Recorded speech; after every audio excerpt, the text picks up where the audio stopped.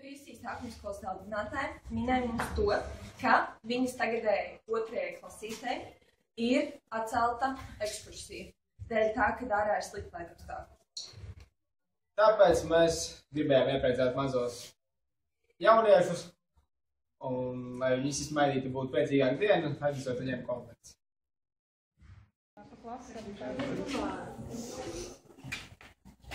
Es nevaru runāt.